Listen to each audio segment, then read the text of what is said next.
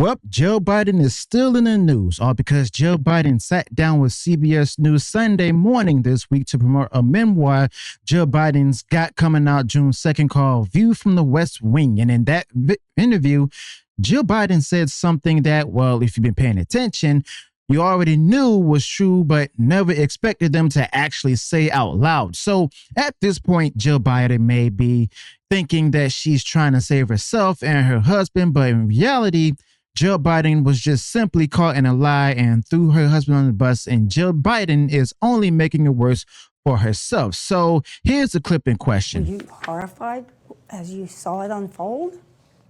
I wasn't horrified, I was frightened because I had never, ever seen Joe like that before or since.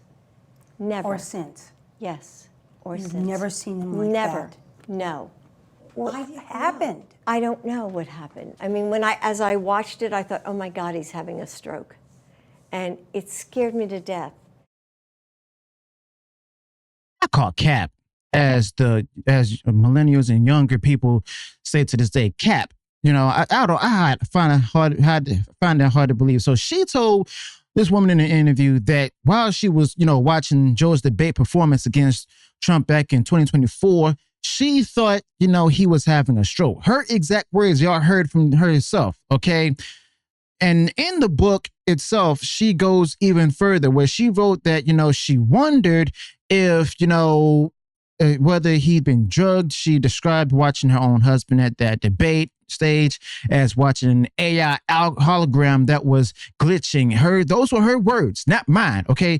Not anybody on the right, the talking point like that. The former First Lady herself of the U.S. describing the sitting president's debate, her husband's debate performance and stuff. I don't know why I said sitting president. He's out though. But here's a clip from an analyst on CNN this is the way he has described about it. About the Biden presidency with our own Jake Tapper. Alex Thompson, what's your reaction to what the former First Lady had to say here? Well, she says that she's never seen him act that way before or since, but in the interviews that over 200 of which that Jake and I did, other people did see him act like that in the months before and in the months after that. And those moments became increasingly hard to predict. And the White House was increasingly trying to manage them to keep those moments out of public view. And eventually, during the debate, they could no longer hide those moments from the public. I'd also say that what she just said there is very much at odds with what many of Biden's top aides said at the time and have said, since the 2024 election, which is they didn't think the debate was that bad. And they thought the Democratic Party way overreacted. They certainly didn't think that he was having a stroke at the time. You hear that? He said that they didn't think he was having a stroke at the time. Okay, I want you to hold that in your minds. I thought he was having a stroke. And I want you to think about what that means, not just for her, not, just for the Democratic Party, but for you, for your family, for this country. Because while Jill Biden was privately wondering if, her husband was having a medical emergency, that man was the commander-in-chief of the United States military. He had nuclear codes. He was making decisions, or someone was making decisions in his name. I'm thinking probably Herb, somebody else. I don't know, but that affected every single American. And we were told he was fine. Okay. That same night, hours after the debate ended, Jill Biden walked out on stage at a post-debate rally in front of supporters and cameras and said to Joe that he did such a great job. You answered every question. You knew all the facts. And she said it in that tone. I mean, we all remember the clip and stuff where she was seen congratulating him and stuff, like she was congratulating a child for finishing the school play. Okay, so if the same woman, if the same woman who is now telling us that she was scared to death, who thought she was watching a medical emergency on live television. Her response in the moment was to get on stage and lie to the American public, not to call a doctor, not to pull him aside to perform for the cameras, okay?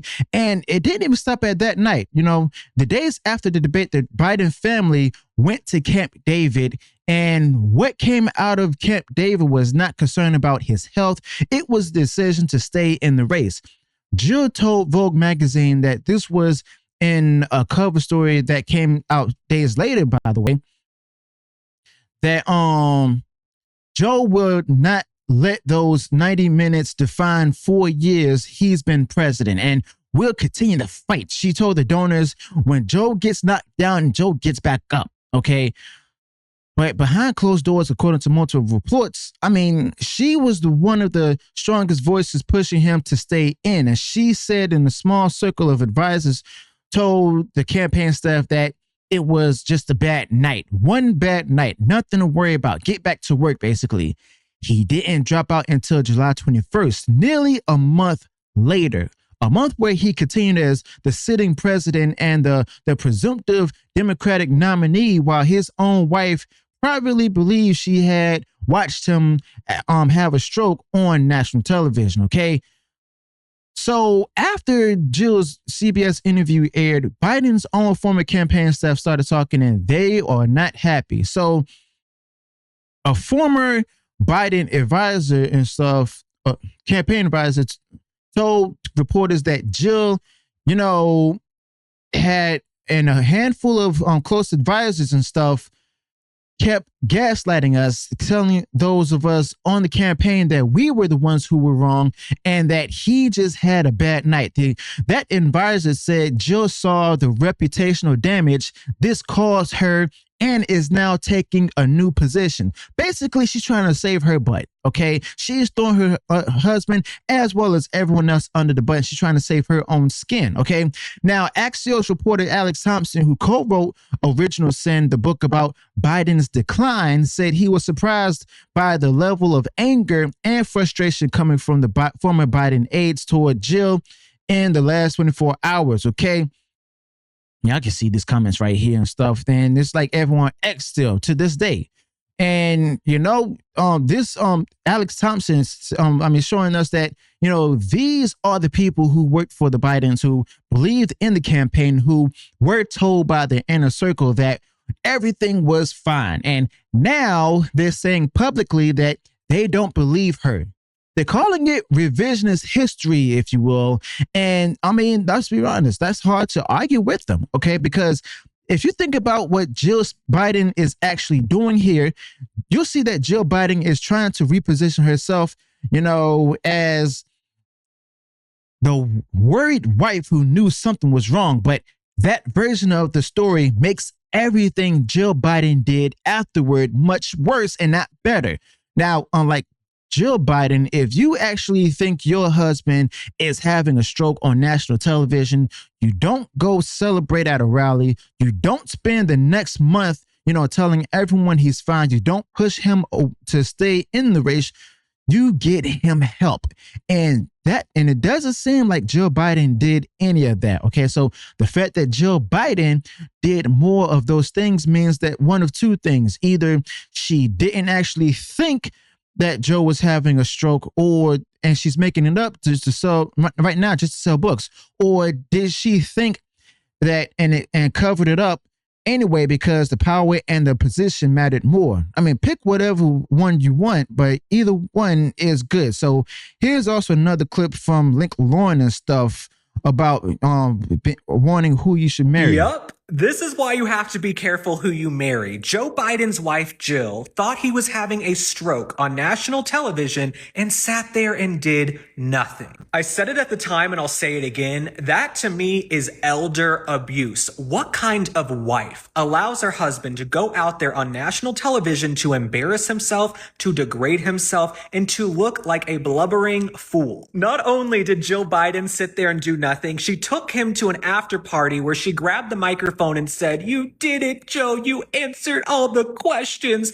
She then took him to a campaign event at Waffle House. So now you want to do revisionist history and say you thought he was having a stroke in some type of episode, but you took him to the Waffle House? Lorena Bobbitt treated her husband better than that. And for all the youngins out there who don't get the reference, look it up. Jill Biden is a power-hungry wench. We saw her running cabinet meetings, sitting behind the desk on Air Force One. I wouldn't be shocked if she was up in the cockpit flying Air Force One. That is how controlling she is. I've said for years, she is the Regina George of Washington, D.C. And you gotta be careful who you marry, who you date, especially with these liberal women. You don't want to end up with the Michelle Obama who complains about her life and how she had to pay for food and was a miserable first lady. You don't want to end up with a Jill, a Dr. Jill, who will let you flounder on stage even though she thinks you had a stroke. I might have to do a whole separate video on this, but when you think about Michelle Obama and how she nags and complains every time she opens her mouth, even though she's the most privileged woman on earth living in Martha's Vineyard, when you think about Jill Biden, who would basically leave her husband out to die, and then you think about Gavin Newsom's wife, Jennifer, who calls herself the first partner of California, these liberal women will run you into the ground. For the men out there who watch me, I know there aren't a ton of you, but you gotta be careful because these liberal women will let you rot just for a little bit of power. Yup. He ain't lying about that. I warned y'all before in past videos and different topics and stuff.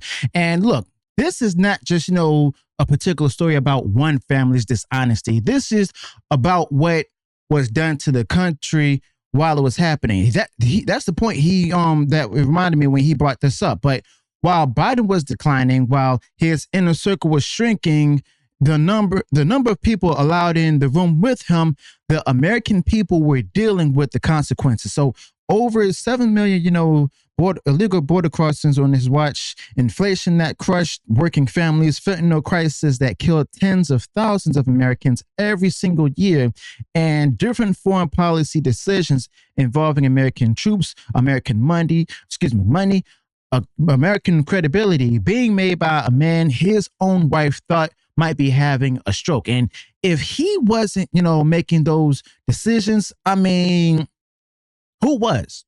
That's the question no one in Washington wants to answer, because the House Oversight Committee found out that the Biden White House was using auto pen to sign thousands of official documents, executive orders, pardons, policy stuff. Use of that auto pen exploded in the second half of 2022, right as Biden's decline was becoming harder to hide. We've seen that happen since 2020. He literally said that Jesus was in the Revolutionary War. Okay, so through depositions, investigators found that some staffers didn't even know who was authorizing signatures in his name.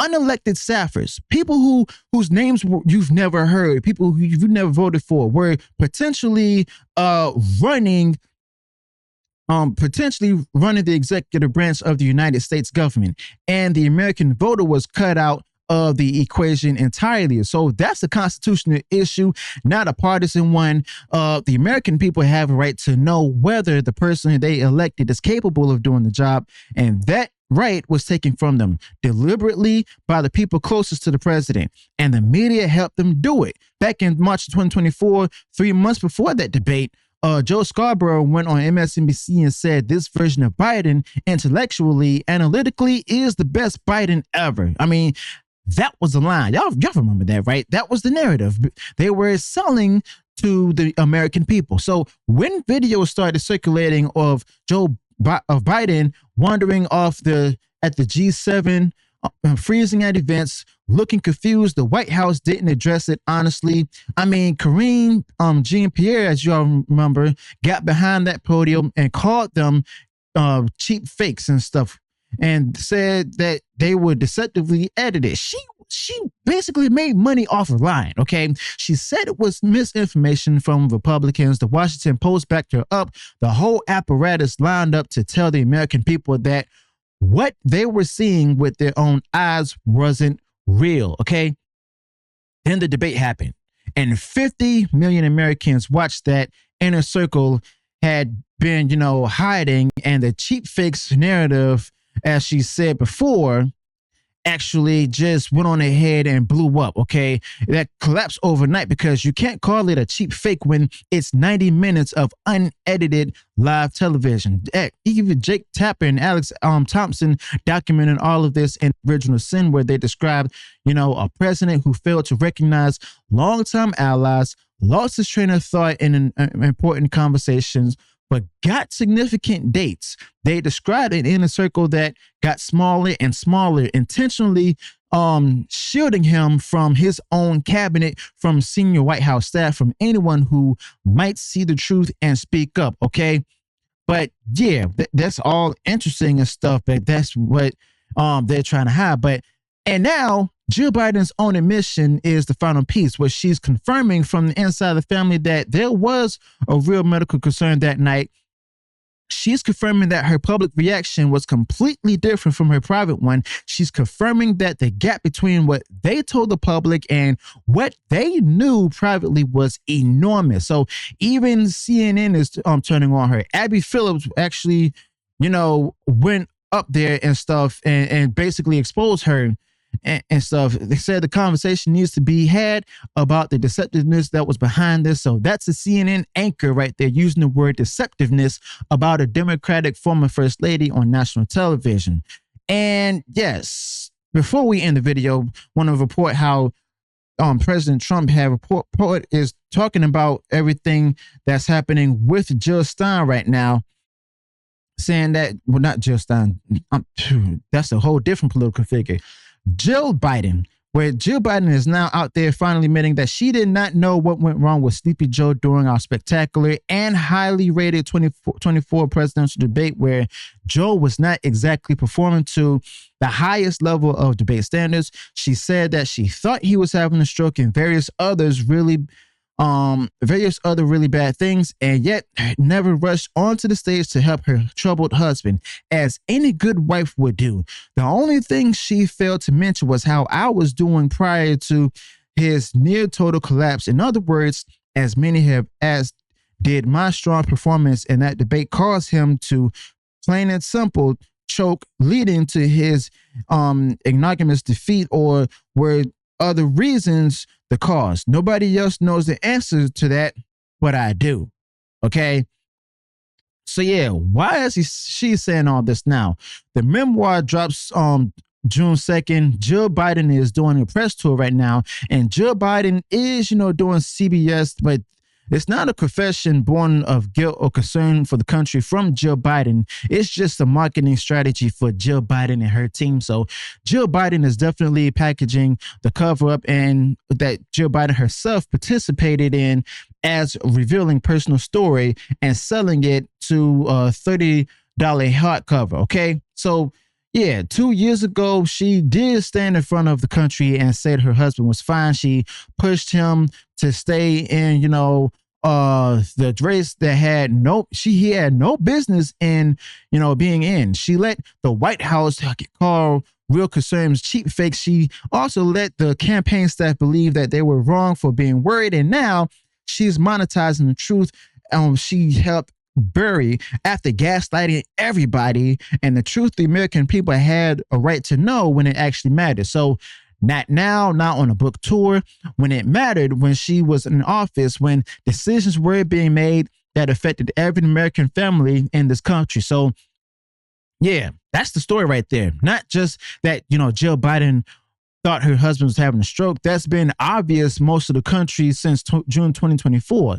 The story is that the American people were deliberately kept in the dark about the fitness of the president or former president in this manner. So the story is that, Jill Biden and a small group of people in Washington decided they know better than the voters. And the story is that the system, Jill Biden, the family, the staff, the press, all worked together to deny the American public the most basic thing it requires, which is the truth and who's actually in charge. So Jill Biden's own people aren't buying it. The former aides to Jill Biden aren't buying it, and the American public shouldn't buy it either. So let me know your thoughts about this Jill Biden story, and I'll see you all in the next one.